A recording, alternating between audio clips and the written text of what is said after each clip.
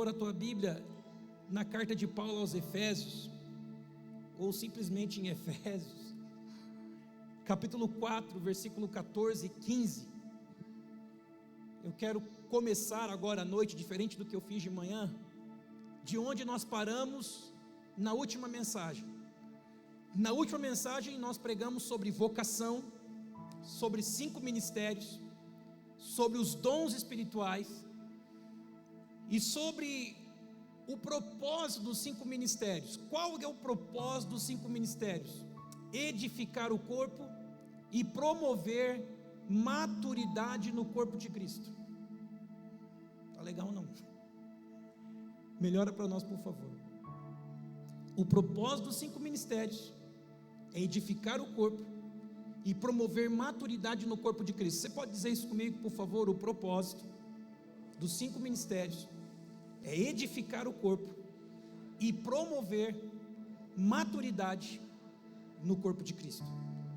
Aí você pode dizer assim: poxa, mas isso é importante? Isso é muito importante, porque uma igreja imatura, ela não tem acesso à herança.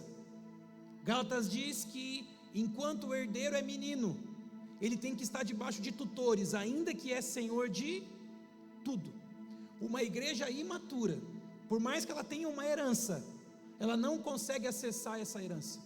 E eu tenho por mim que a necessidade que nós temos como a igreja das próximas gerações é de uma igreja madura. Nós já vivemos diversos movimentos evangelísticos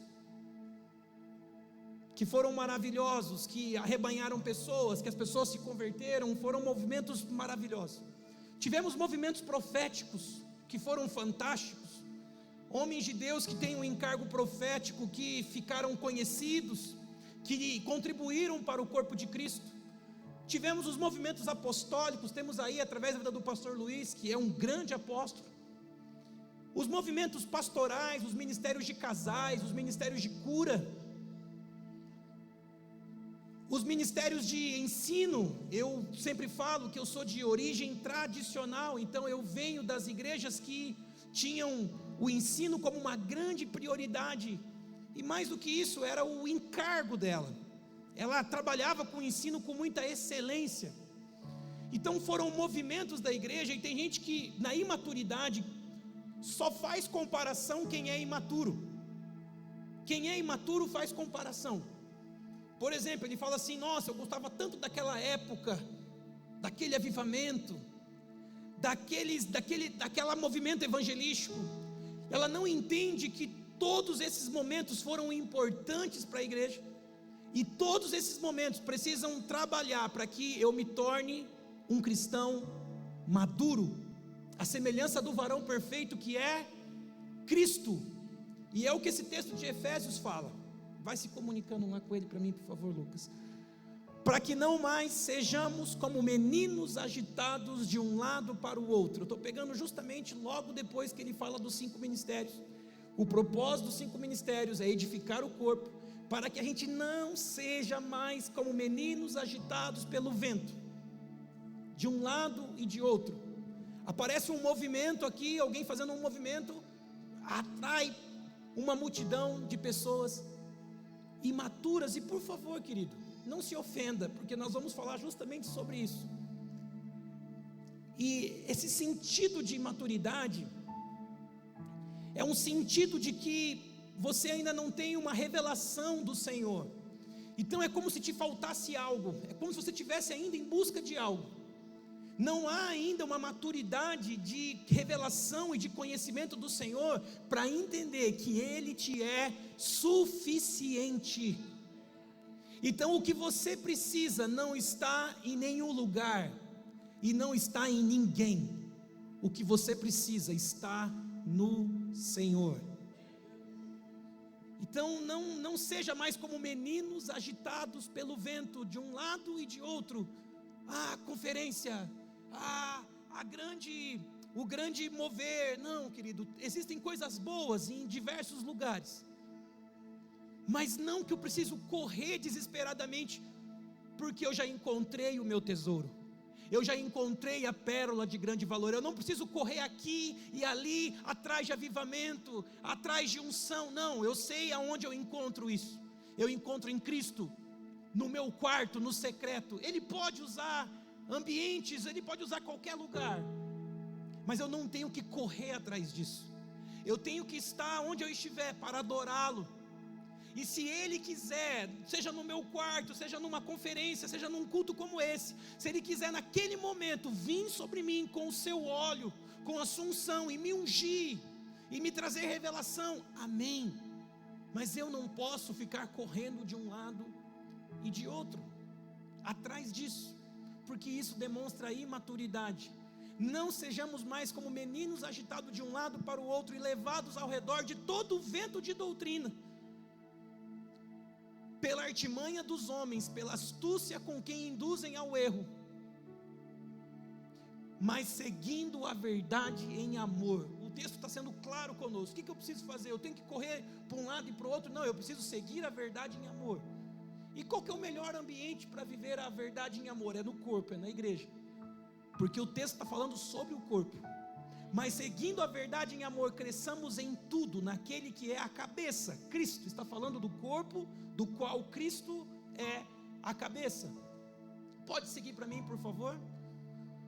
De quem todo o corpo, bem ajustado e consolidado pelo auxílio de toda junta, segundo a justa cooperação de cada parte, efetua o seu próprio aumento para edificação de si mesmo em amor. E eu falava no domingo passado que a minha dedicação no coletivo me abençoa no meu individual. Então, eu falei ali com o Abner, você viu que interessante, o pastor André comunicou aqui uma série de movimentações dos próximos dias, e ainda assim depois vem o News. Olha o tanto de coisa que tem para eu me envolver com a vida da igreja, e às vezes eu não me envolvo com a vida do corpo. Eu quero ser abençoado, eu quero correr atrás de um movimento e de outro, mas eu não entendo o que é edificação. Nós temos dificuldade de viver o simples de maneira extraordinária. O extraordinário e o sobrenatural é quase igual, porque sobrenatural é sobre o natural, e extraordinário é o que é extra, acima do que é ordinário, comum. Então, o que é o sobrenatural? Eu vivo uma vida natural, comum, e o Senhor vem com o sobrenatural. O que é o extraordinário? Eu vivo uma vida ordinária, de rotinas, de sequência, de processos, e aí vivendo uma vida ordinária, eu sou promovido, eu sou levado para o extraordinário. Seja fiel no pouco e será colocado sobre o muito. Viva uma vida ordinária de forma excelente, que você viverá o extraordinário. O extraordinário não acontece de repente. O extraordinário acontece depois que eu vivo uma vida de forma ordinária. Eu alcanço o extraordinário a partir de uma vida comum, para não ficar falando ordinário, né? Que ordinário parece que está xingando, mas quando alguém se refere ao outro como ordinário, está dizendo assim: você é comum. Lembra dos números ordinais? Comuns. Mas vamos lá, coloca para mim por favor Lucas 10, do 33 ao 34. Por que nós resgatamos a ideia da mensagem do domingo passado, que fala de maturidade? O tema da mensagem de hoje não é esse. O tema da mensagem de hoje é ser curado nas minhas emoções, é ser um ser humano curado. E o que é um ser humano curado? É um ser humano maduro, amadurecido. Ele é curado, ele não se ofende, ele não compete, ele não se compara, ele não tem ciúmes. Ele é um ser humano curado. E escute uma coisa, querido, eu acabei nem falando isso pela manhã. Quando eu falo isso, eu falo como pastor que lido com pessoas, falo como alguém que lidou gerenciando pessoas, liderando pessoas no trabalho, e falo também na condição de um assistente social. Eu me formei para isso, eu cuidei de pessoas, Então eu afirmei aqui pela manhã e afirmo novamente que todo ser humano tem um grau de adoecimento na alma. Todo ser humano, eu e você, cada um de nós que estamos aqui, de alguma maneira nós temos uma ferida na nossa alma. De alguma maneira, na nossa criação, desde que nós nascemos, ou até mesmo antes de nascermos, foi gerada em nós alguma sequela, alguma mácula, alguma ofensa, alguma ferida. E isso causa rejeição, medo, ansiedade, depressão. E às vezes a pessoa está tentando tratar o sintoma. Ela tenta tratar o sintoma. O que o remédio faz é tratar o sintoma. A pessoa é muito agitada, o remédio acalma. A pessoa está muito desanimada, o remédio é para dar ânimo. Mas o remédio não trata a causa. Por que a Bíblia fala: não deixe brotar, não deixe que a amargura e que a ofensa brote em vós, se torne uma raiz de amargura? Porque a Bíblia entende que a falta de perdão, ela tem o poder de enraizar em você algo que vai te adoecer. Então o perdão é um dos maiores remédios de cura. O perdão é um dos melhores caminhos para a cura. E só perdoa quem é maduro, quem é curado. Porque o perdão é um tipo de se livrar da ofensa, é não conviver com a ofensa. Então a ideia dessa mensagem é de que você decida ser curado. Nós falamos aqui, usando a parábola do bom samaritano. Eu não vou detalhar como eu detalhei pela manhã sobre a parábola do bom samaritano. Quero pegar exatamente a partir daqui mesmo. Você conhece um pouco essa história já, é uma história conhecida. Mas o texto diz que o samaritano ia de viagem, certo samaritano, que seguia o seu caminho, passou perto e vendo-se compadeceu-se dele. Jesus está respondendo a pergunta de um mestre da lei, aonde ele queria saber quem era o seu próximo. Então o sacerdote, o levita, havia passado de largo daquele homem que havia sido atacado por salteadores, mas esse samaritano, quando passou, vendo, se compadeceu dele. O que é esse sentimento compaixão, querido? É um dos sentimentos mais importantes para um cristão, porque esse é o sentimento do nosso Senhor Jesus. Ele se compadeceu de nós, Ele foi compassivo conosco, Ele teve compaixão de nós. E se compadecer, querido, é ter a capacidade de sentir a dor do outro. Se compadecer é ter a capacidade de sentir a dor do outro. É por isso que eu citei temas importantes aqui, como a depressão, por exemplo. E você nunca pode dizer assim: é frescura. Você não sabe, querido. Você não está na pele dele.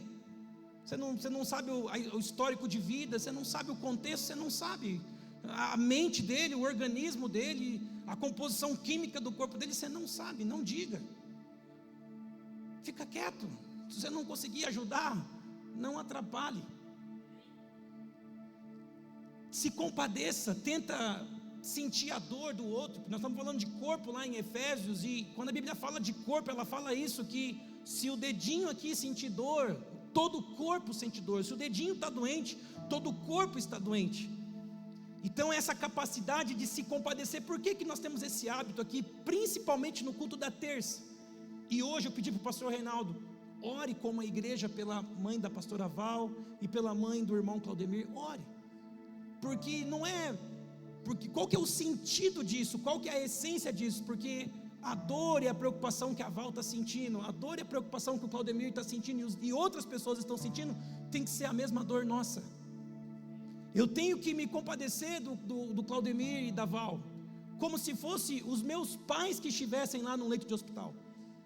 Essa é a ideia de igreja, de corpo. Essa é a essência de uma comunidade.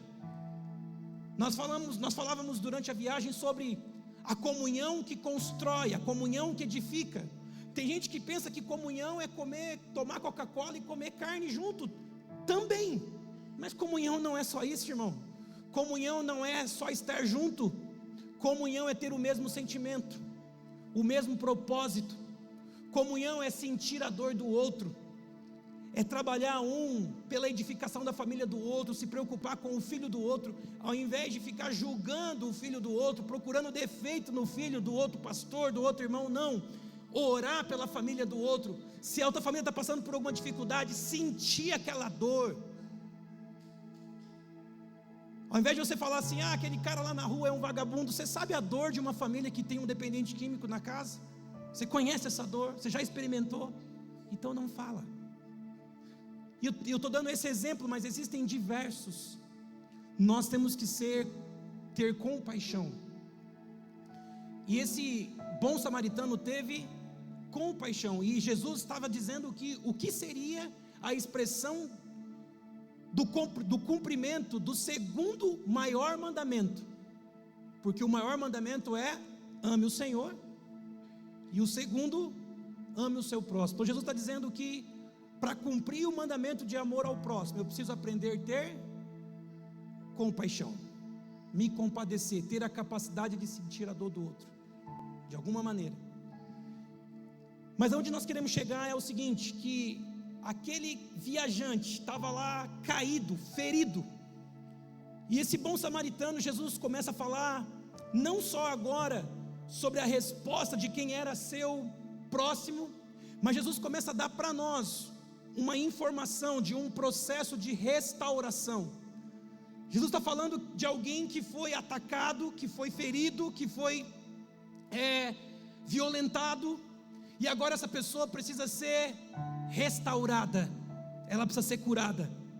E escute, querido, Satanás é o inimigo das nossas almas.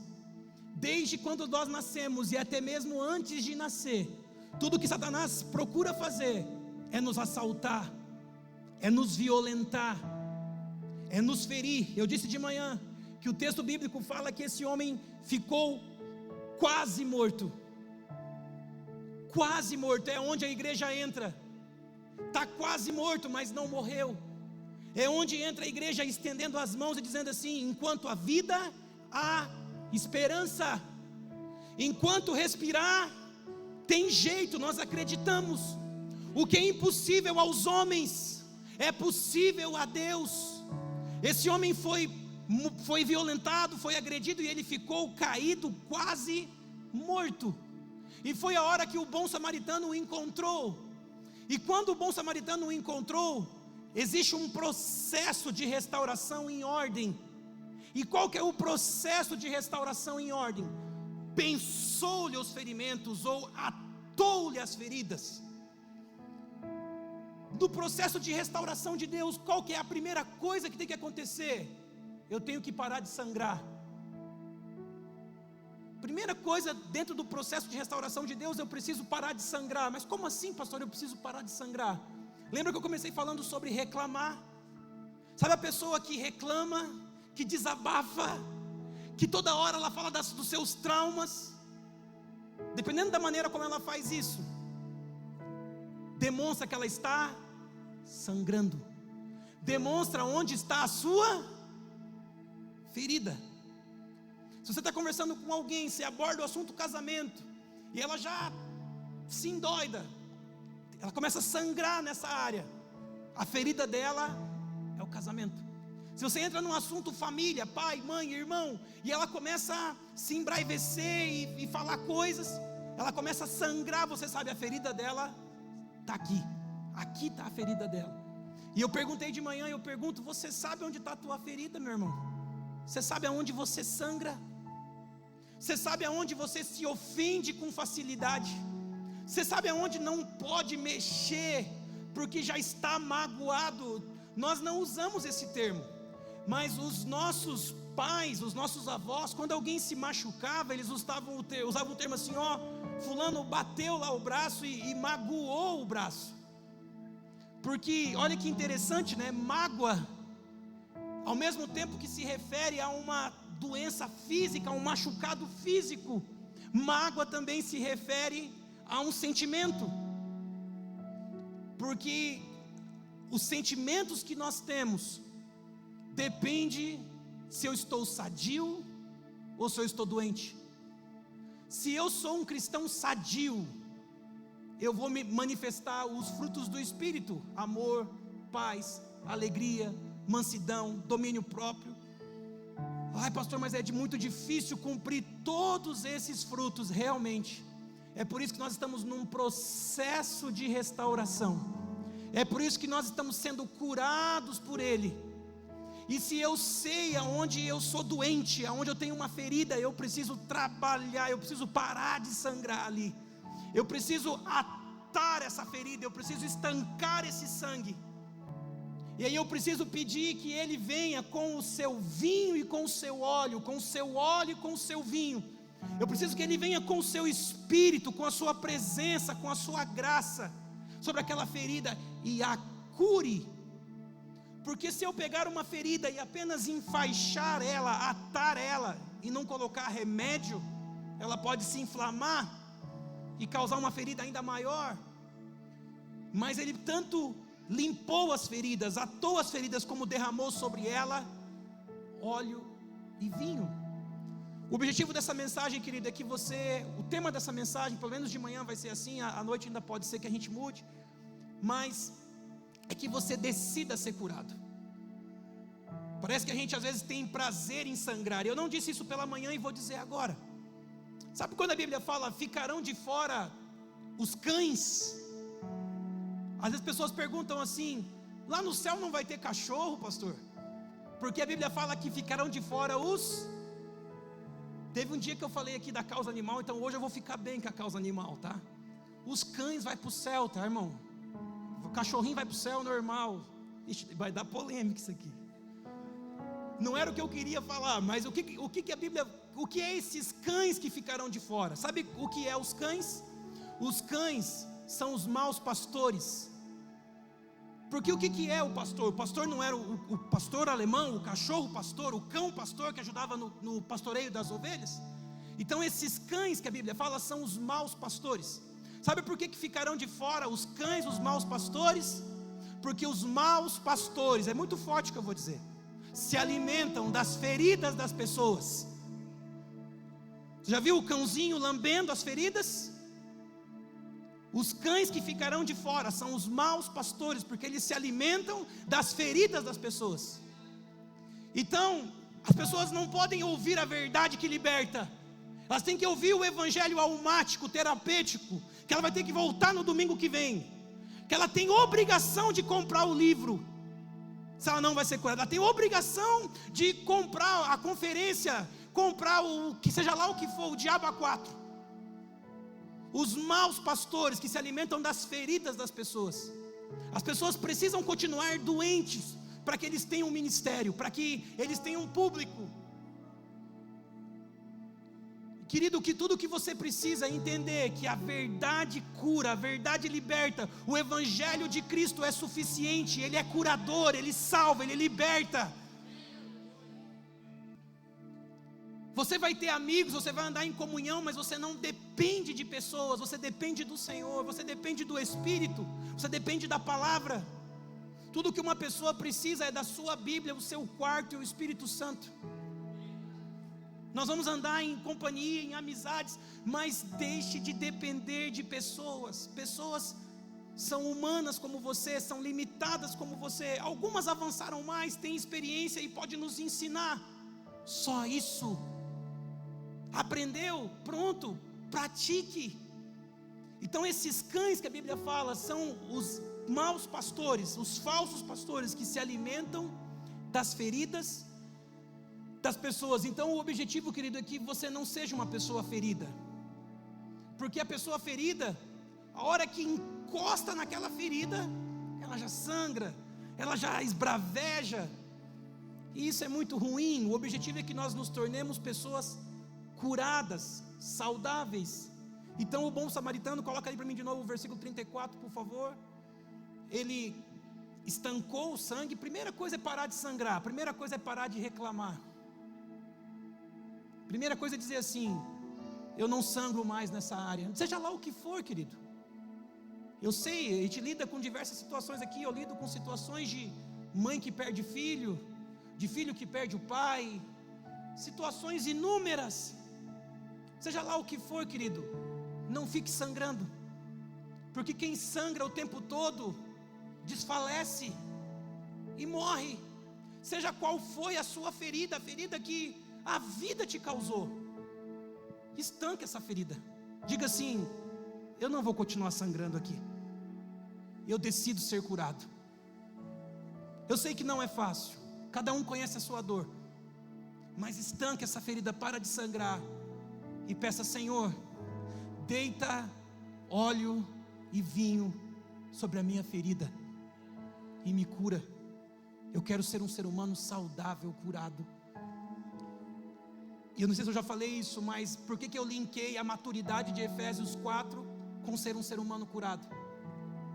Porque a expressão de um ser humano maduro é um ser humano curado. É uma pessoa que alguém pode querer ofender ela, mas não consegue, ela não se ofende. Ela não se ofende. Você pode tentar ofender ela, ela não se ofende, ela fica na dela. Ela é uma pessoa curada. Pode bater que não dói. Está sadio, está saudável. Agora, se você bate uma região do seu corpo que está magoada, que está ferida, dói muito. Você grita, você sangra. Agora, se é saudável, pode bater que não dói. A frase do pastor Luiz: não se ofenda, não ofenda, não se ofenda e não se defenda. Está tudo certo. O desafio nosso como cristão é se tornar maduro, é se tornar uma pessoa curada. De manhã foi um pouco mais corrido, mas eu quero entrar com mais tempo aí com você em 2 Reis, capítulo 5, uma história conhecida da Bíblia.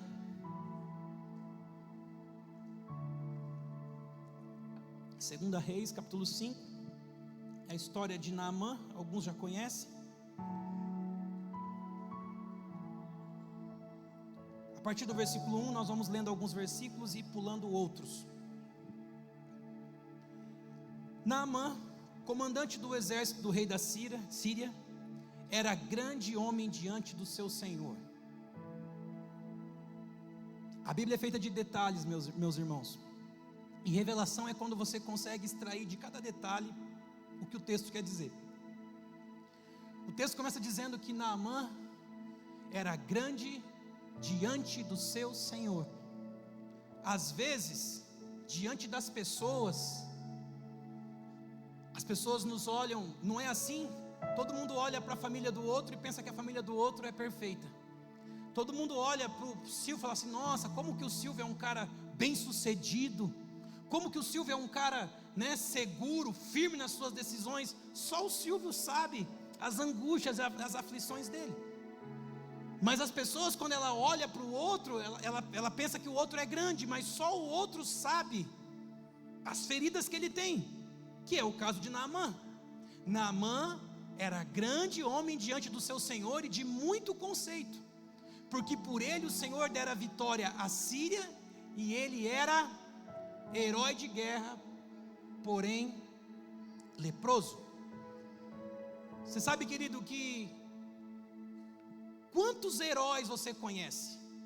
Quanto tempo você cresceu falando de heróis, de galãs? E você sabe que para o cristianismo, essa ideia de herói, ela é ruim. No cristianismo só existe um herói. O herói do evangelho é Jesus Cristo. Ele morreu na cruz, ele ressuscitou. Não existe outro herói do evangelho. Desista completamente de ser heróico. Desista completamente. Se renda completamente que o evangelho já tem um herói. O herói do evangelho é Jesus. E preste muita atenção no que eu estou dizendo. Então não tem essa ideia de fazer algo extraordinário, heróico, grande. Não. Tem a ideia de viver os princípios da palavra, cumprir os princípios da palavra, ser fiel no pouco, e sobre o muito você será colocado. Tenta tirar de você essa ideia de heroísmo, e durante a mensagem nós vamos entrar mais nesse assunto. Eu creio que você vai entender melhor. Coloca o versículo 2 para mim, por favor. Saíram tropas da Síria e da terra de Israel, e levaram uma menina cativa que ficou ao serviço da mulher de Naamã. Versículo 3. Disse ela à sua senhora: tomara o meu senhor estivesse diante do profeta que está em Samaria, ele o restauraria da sua lepra. Preste atenção no detalhe. Naamã era comandante de guerra. Naamã saiu com tropas contra o povo dessa menina, trouxe essa menina como escrava. Provavelmente Naamã, o seu exército, matou os pais dessa menina. Provavelmente nessa guerra, os pais dessa menina, os seus irmãos, a sua família, foram mortos nessa guerra. E ela é agora escrava na casa de Naamã. E ela descobre que Naamã é leproso. Querido, honestamente, se coloca no lugar dessa menina. Vindo como escrava, não podemos afirmar que seus pais foram mortos, mas pelo menos ela foi tirada de dentro da tua casa e foi ser escrava numa outra casa. Agora ela está vendo que o líder desse exército que fez isso é leproso. Você desejaria que esse homem fosse curado? Você teria o desejo que esse homem fosse curado? Ou você ia sangrar as suas mágoas, o seu sentimento de vingança, e dizer assim: morre, peste, que essa ferida te consuma?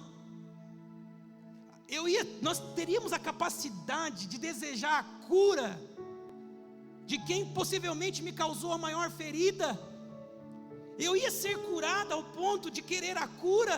Ou eu ia sangrar todas as minhas emoções carregadas de vingança, de mágoa?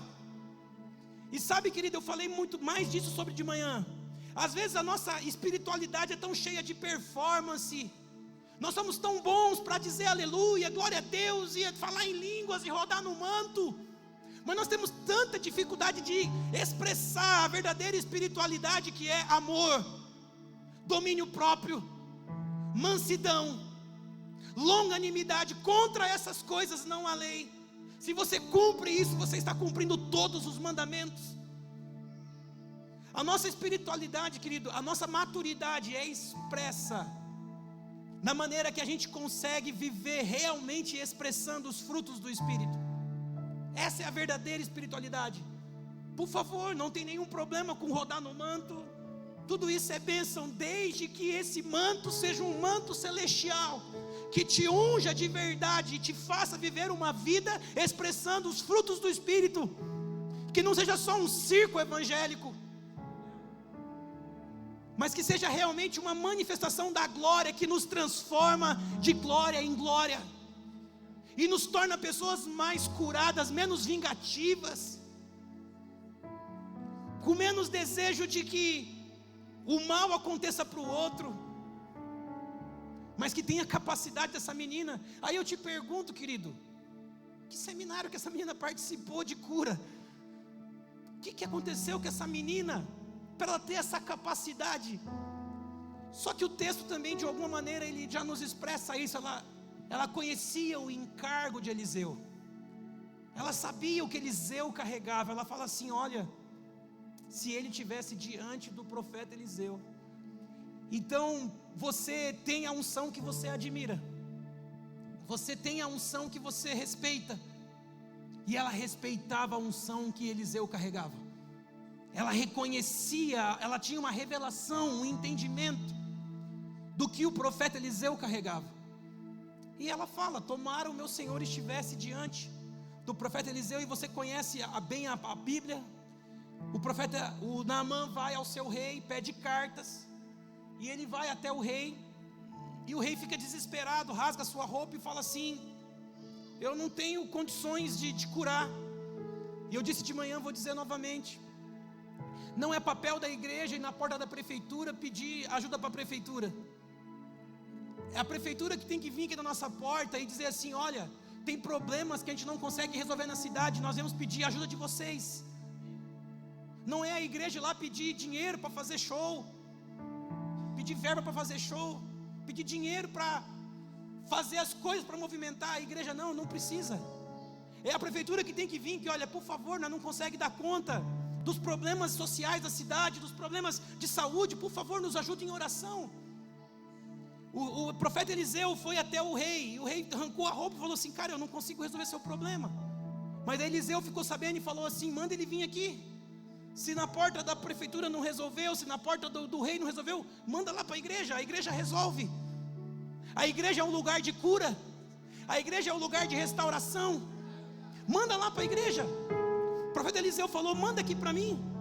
E aí coloca no versículo 9: veio pois Naamã com os seus cavalos e os seus carros. Você imagina a pompa de Naamã, com os seus cavalos e com os seus carros. Eu sempre falo aqui, eu trabalhei muito tempo no comércio, eu conheço bem da realidade do comércio. E como é que é o comércio? Algumas pessoas vão lembrar disso. Hoje talvez não seja tanto assim, mas antigamente era mais. Você estava acostumado a lidar direto com o dono lá do depósito, do mercado. E o dono te tratava muito bem, porque ele quer cativar os seus clientes, ele quer agradar os seus clientes. Só que um belo dia você precisa ir lá e não é o dono que está lá, é um funcionário, uma funcionária. E aquele funcionário ou a funcionária não te trata tão bem. O que geralmente acontecia com esse cliente? Ficava com raiva, ficava bravo. Se ele sofresse alguma ofensa, então, meu Deus. Porque a gente gosta de ser celebrado. Quem não gosta de ser celebrado? Quem não gosta de ser bem tratado? A gente gosta. O problema é que isso causa em nós um certo orgulho. Não tem problema você ser celebrado, é bom você ser celebrado. Só que você precisa ser curado ao ponto de o dia que você não ser celebrado, não sangrar, não se embravecer. Às vezes a pessoa vem num culto como esse, aí acontece alguma coisa no estacionamento ou na recepção, ela já sangra, já volta para casa, e às vezes era bem naquele dia que tinha uma cura para a vida dela. Às vezes a gente acaba falando uma coisa que ela não se agrada e se ofende. E a ideia, querida, é que você não se ofenda. Imagina a Ana, quando o sacerdote ali fala para ela assim: aparta-se desse vinho, filha de Belial. Se você ouvisse isso de um sacerdote, irmão: ei, deixa de beber cachaça, filha do demônio. O que ela fala? Não, meu senhor, não me tenhas por filha de Belial. Não sei se é ele que chama ela ou ela que fala. Não me tenhas por uma mulher embriagada. Eu sou uma mulher de amargura de espírito, e de amargura eu estou aqui intercedendo e clamando. Ele: então tá bom, minha filha, vai-te em paz. Ela não se ofender com a má recepção do sacerdote fez com que ela não deixasse de receber aquilo que o Senhor tinha para a vida dela. E escute, querido, nós estamos aqui, mas nós somos humanos, nós somos falhos, a gente pode falhar numa ação, numa abordagem, numa palavra. Tomara que não, tomara que a gente seja um sacerdote mais delicado. Mais delicado fica ruim, né? Mais fino. Não se ofenda. Oh Jesus. Veio pois Naamã com seus cavalos e seus carros e parou à porta da casa de Eliseu. Ele estava acostumado a ser celebrado, o seu senhor o celebrava. Eliseu não o celebrou. Eliseu falou: vai lá você, o mensageiro, vai lá, coloca a sequência do texto para mim, por favor. Então Eliseu mandou um mensageiro dizendo: vai, lava-te 7 vezes no Jordão e a tua carne será restaurada e ficarás limpo. Eliseu não atendeu ele, não deu cafezinho para ele, não fez nada. Mandou um mensageiro e falou assim: ó, fala para ele tomar banho, fala para ele se lavar 7 vezes no Jordão e ficará limpo.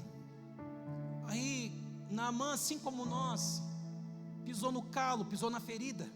Lembra dessa expressão, pisou no calo? Pisou no meu calo. O calo é uma doença, uma ferida, um machucado, algo que está ofendido ali, magoado. É outro nome que eu lembrei. Os antigos falavam: o meu pé está ofendido, né? Está magoado, está ofendido. Eles usavam as mesmas palavras para as dores físicas do que para as dores emocionais. Naamã, porém, muito se indignou. Você consegue lembrar de você bravo num comércio porque te destrataram? E eu e você, crente, oh glória, aleluia, brabo, nervoso, querendo pegar pelo pescoço. Esse dia passou um vídeo do cara quebrando as coisas aqui em Rolândia, né? Eu já tive vontade de fazer igual. Teve um cara que entrou com uma caminhonete dentro da van, deu ré e puf, jogou a geladeira lá dentro. A van é uma benção, tá, irmão? Quem já não teve vontade de fazer igual, porque está indignado, está insatisfeito, está contrariado, sangrando? Você está com razão? Tá. Mas aonde a tua razão vai te levar, meu irmão? Você sangrando, demonstrando onde está a tua ferida, aonde você sangra. Naamã muito se indignou e se foi dizendo, ele já ia embora, ele virou as costas e ia embora.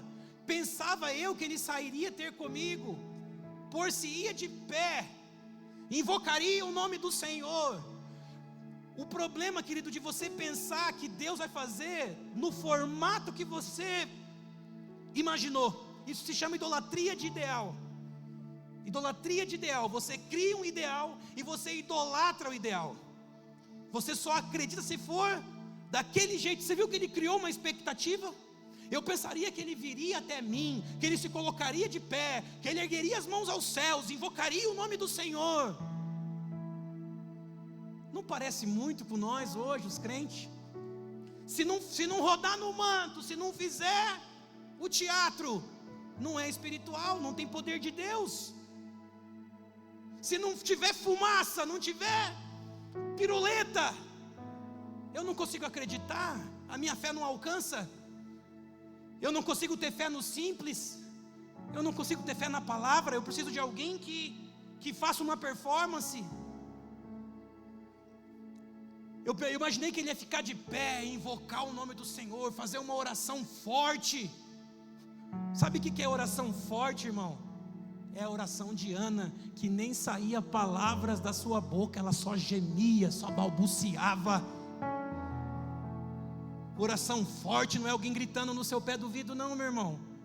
Até pode ser, mas não pense que só vai ser desse jeito. É o Espírito que intercede por nós, não sabemos nem orar. Imagina fazer oração forte. Mas é o Espírito que intercede por nós com gemidos inexprimíveis.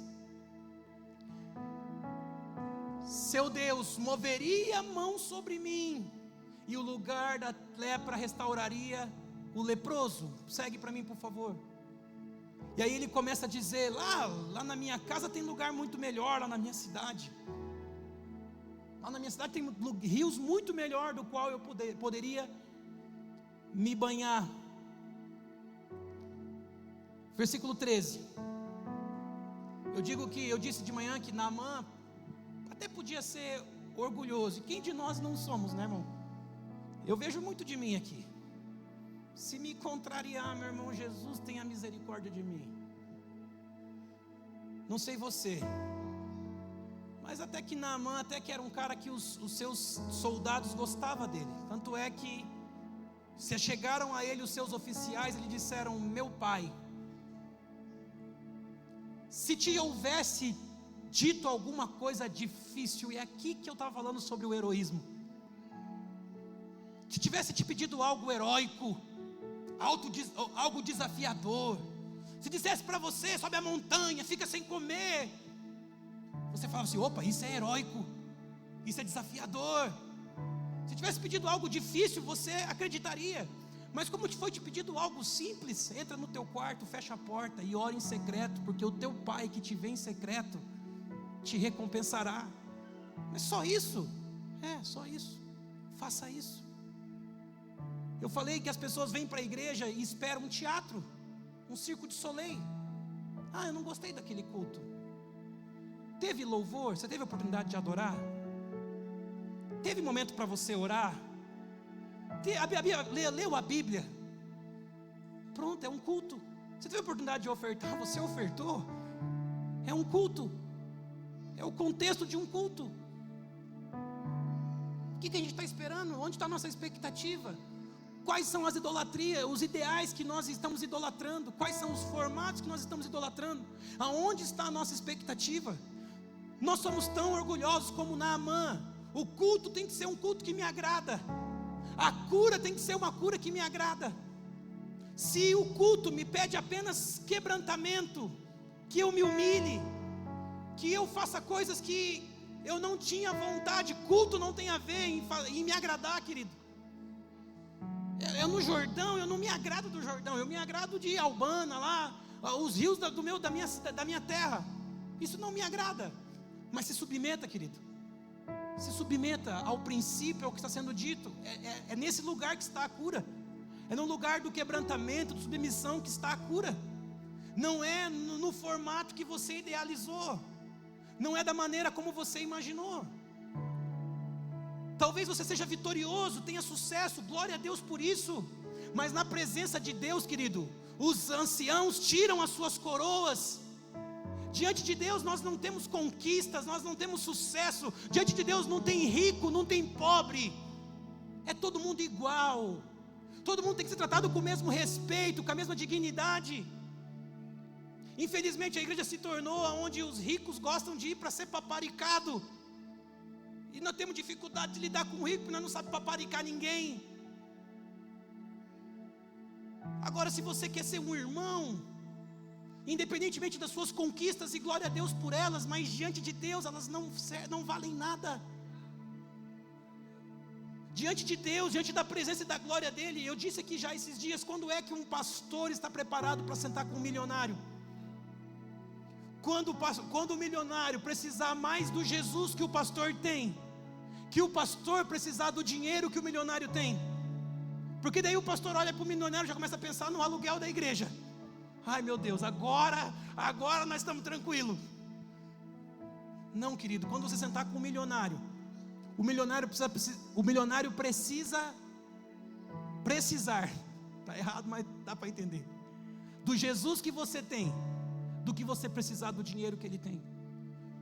Quantas pessoas começou a vender a unção, começou a vender oração, vai lá orar pelo empresário, orar pela empresa, mas o empresário não quer se submeter, não quer se converter, só quer a oração. Não faça isso, querido, não venda a unção.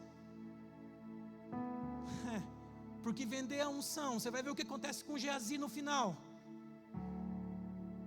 Colocar preço no dom, no milagre, dá problema.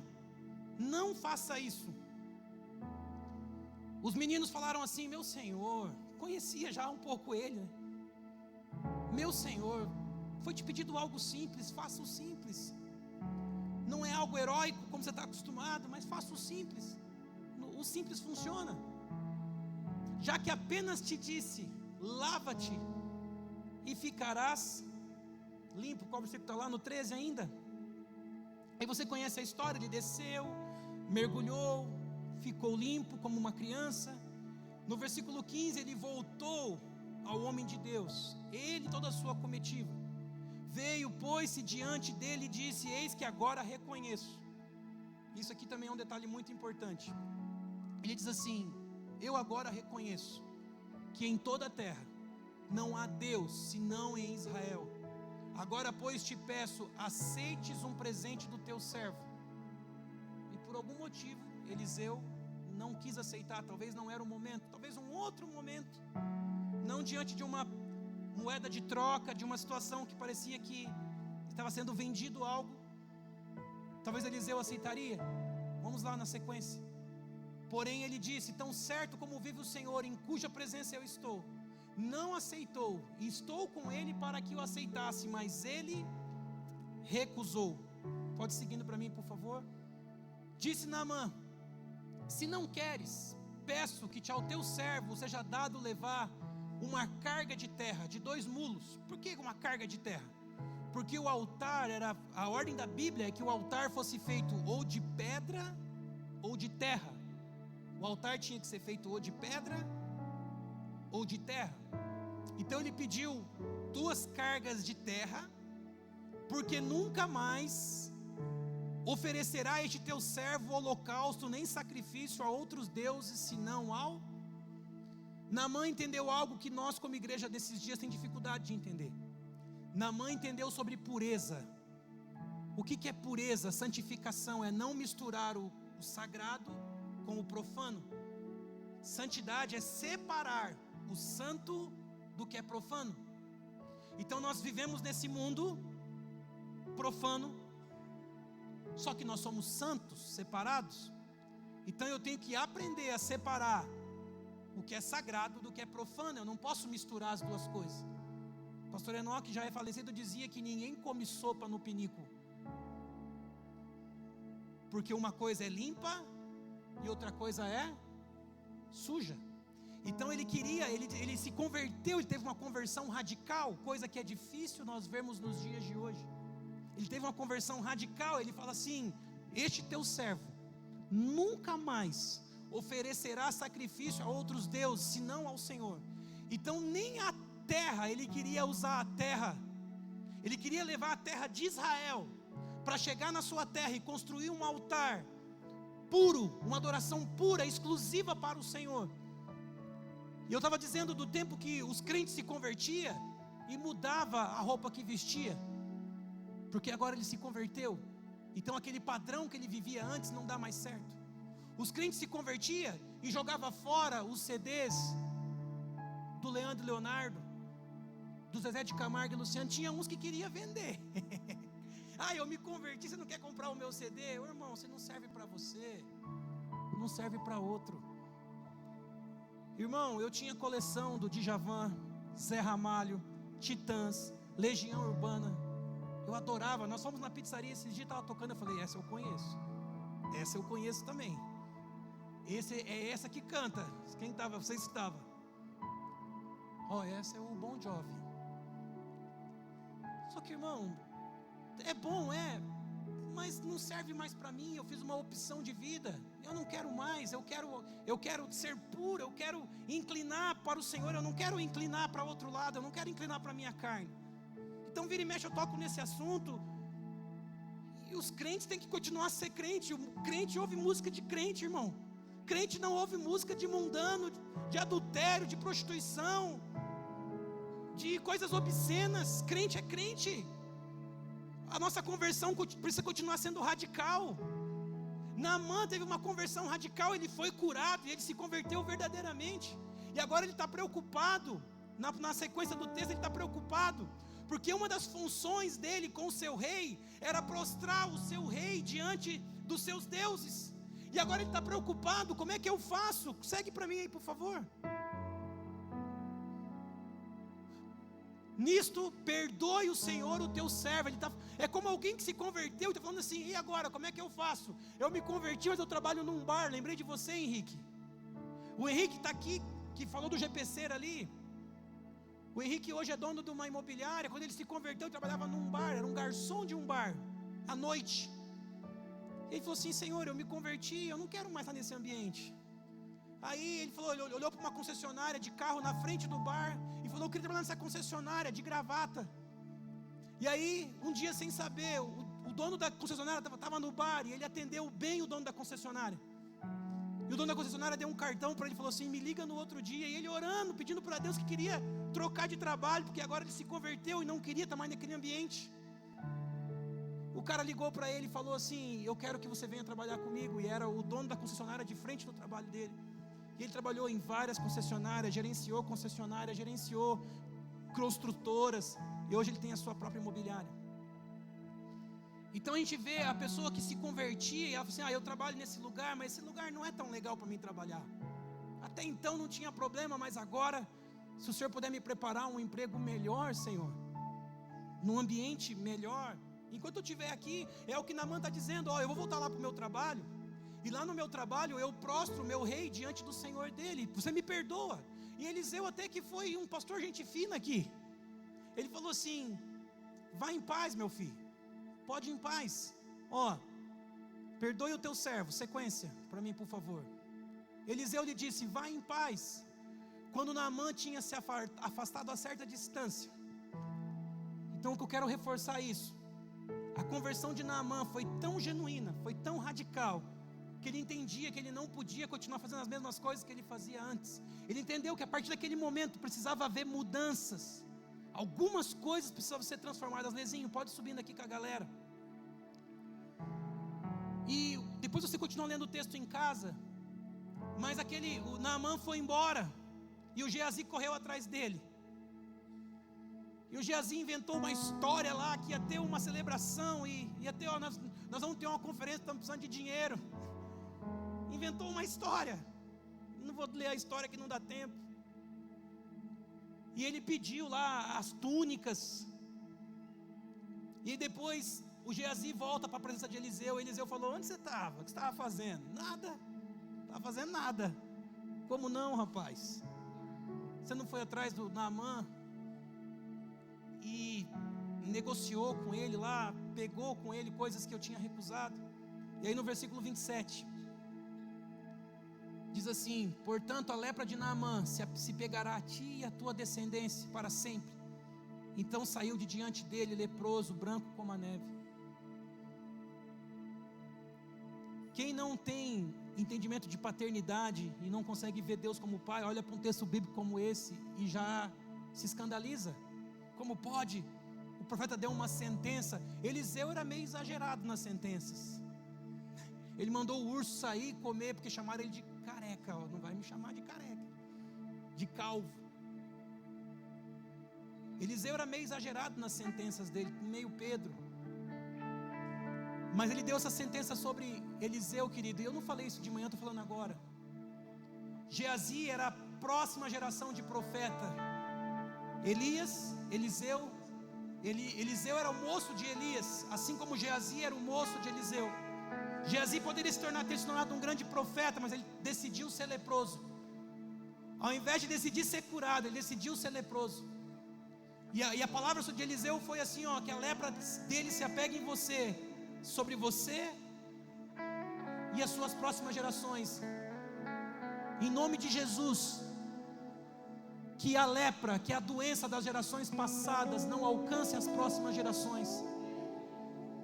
Que essa lepra, essa carência, essa enfermidade seja cessada no nome de Jesus.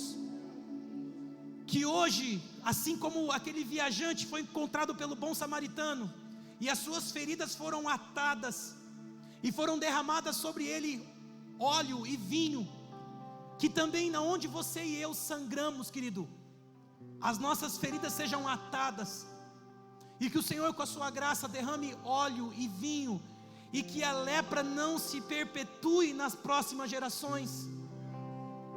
Ministros doentes, a lepra que Naamã não tinha mais, pegou no Geazi, porque a lepra de Naamã não era física. A lepra de Naamã era um extrato do seu orgulho. Então, da mesma forma que Geazi também não foi sincero, não foi humilde, e foi vaidoso, foi ganancioso, a mesma causa que causou a lepra em Naamã é a mesma causa que gerou a lepra em Geazi. Então não foi uma sentença, foi uma consequência. Fica de pé comigo. É muito fácil eu pensar assim: é uma sentença, é algo que fizeram comigo. Não, querido, não tem a ver com o que fizeram com você. Tem a ver com como você lida com tudo isso.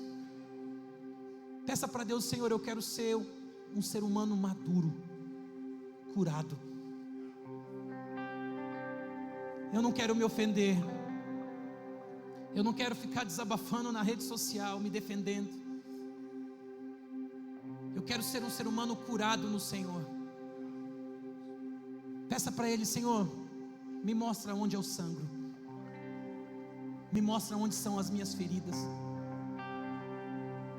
Me mostra onde o Senhor precisa vir e atar esse sangramento, atar essas feridas. Peça para Ele: Senhor, por favor, venha, derrama sobre mim óleo e vinho. Querido, você está aqui, você conhece a sua história. Eu não sei se você sofreu um abandono, uma violência sexual, física, emocional. Mas todos nós aqui, em algum momento da nossa vida, nós fomos assaltados pelo inimigo das nossas almas. E de alguma maneira ele tentou promover em nós feridas de rejeição, ansiedade, medo, depressão, insegurança. Seja onde for a tua ferida, peça para Ele: Senhor, nessa noite, ate as minhas feridas. Eu não quero continuar sangrando, Senhor. Eu quero entrar num processo de restauração. Eu quero ser restaurado por Ti. Ate as minhas feridas. Eu não vou continuar sangrando. Eu não vou continuar falando que eu não tenho pai. Eu tenho pai, sim. Eu não vou continuar falando que eu tenho medo. Não, eu não tenho medo. Eu tudo posso naquele que me fortalece. Eu não vou continuar falando que fizeram isso comigo. Eu perdoo, eu libero perdão. Eu não vou continuar sangrando. Eu permito que o Senhor ata as minhas feridas. Eu desejo que o Senhor ate as minhas feridas. Eu paro de sangrar, eu paro de falar, de tocar nesse assunto, de ficar lembrando disso, de ficar cutucando essas feridas. Eu paro de sangrar. Eu recebo do Senhor essa atadura nas minhas feridas. E derrama sobre mim também, Senhor, óleo e vinho. Derrama sobre mim a tua unção, a tua graça. Venha sobre mim com a tua cura, Senhor. Que eu seja curado nas minhas emoções, para que eu possa viver uma vida espiritual saudável. Um ser humano capaz de amar, de ser feliz. Venha, Senhor, com o teu óleo. Venha com o teu vinho sobre nós e nos cure. Peça para o Senhor, querido, fale para Ele. Qual é a sua dor, qual é a sua ferida, fale com Ele. E se você não sabe, peça para Ele, me mostra. Naamã não sabia que ele era orgulhoso. Orgulho é assim, é igual mau hálito, a gente não sabe que tem. Alguém tem que falar para nós.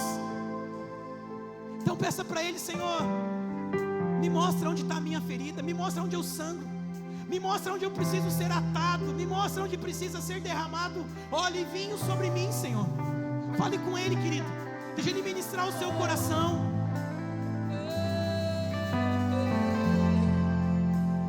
Quando o meu eu e o meu orgulho descer comigo e se misturar, Sim, Jesus, como as águas do rio, então subirei como Naamã curado.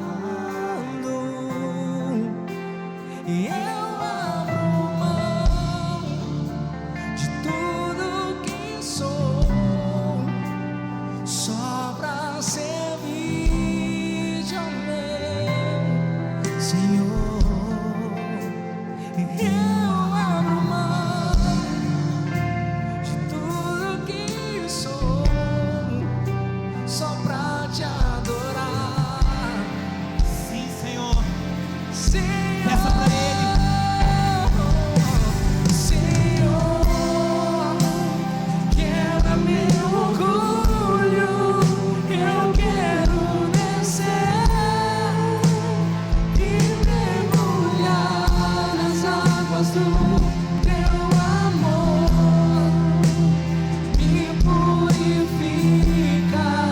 Eu quero ser limpo como Naamã no teu poder. Senhor, quebra meu orgulho. Eu quero descer e mergulhar nas águas do teu amor. Me purifica. Eu quero ser limpo. Sim, Senhor. Como Naamã. Faça essa oração. Faça essa oração. Senhor, quebra meu orgulho. Eu quero descer E mergulhar. teu amor. Nos purifica, Senhor. Nos purifica de toda lepra, toda mazela, Senhor. Toda ferida que está na nossa alma, nas nossas emoções. Toda deficiência de caráter, Senhor. Nos cure, Senhor. Nos cure, que a fluência dos 5 ministérios nos amadureça. Quebra meu O pastoreio, o ensino, eu quero tudo isso seja suficiente para que sejamos uma igreja madura, curada, saudável, preparada para acessar a herança, preparada para exercer a sua autoridade que está se arrastejando, doente, sangrando, mas uma igreja sadia, um poderoso exército. Senhor, Sim, Jesus. quebra meu Sim, Senhor. orgulho. Que a gente deixe de viver olhando para o passado, olhando para os traumas. A gente libere perdão, a gente se perdoe, a gente viva em paz e alegria. Livre-se dos seus traumas, querido. Livre-se das suas rejeições, do seu sentimento de inferioridade. Sim, Senhor. Sim, Jesus. Em nome de Jesus, Pai, venha com o teu óleo e com o teu vinho sobre nós. Nos cure nessa noite. O Senhor sabe o local exato da nossa ferida. O Senhor sabe, muitas vezes nem nós sabemos. Nós conhecemos apenas os sintomas, mas não conhecemos a causa. Então, como Davi orou, nós oramos. O Senhor que nos sonda e que nos conhece, o Senhor que nos conhece no íntimo, no profundo, cura as nossas feridas, as nossas rejeições. Cura, Senhor. Cura a orfandade dos nossos corações. Cura, que a tua paternidade venha e traga cura. Cure, Senhor, em nome de Jesus. Nós te agradecemos, Senhor, por essa noite, pela tua palavra, pela tua presença. Dê uma semana abençoada. Que nessa semana nós possamos ser edificados pelo Senhor, nos amadurecermos ainda mais, sermos ainda mais saudáveis e estarmos andando, seguindo a verdade em amor, crescendo, edificando, amadurecendo. Em nome de Jesus, nós louvamos e bendizemos o teu nome, Pai. Aplauda bem, bem forte, glorifique o nome dele, em nome de Jesus.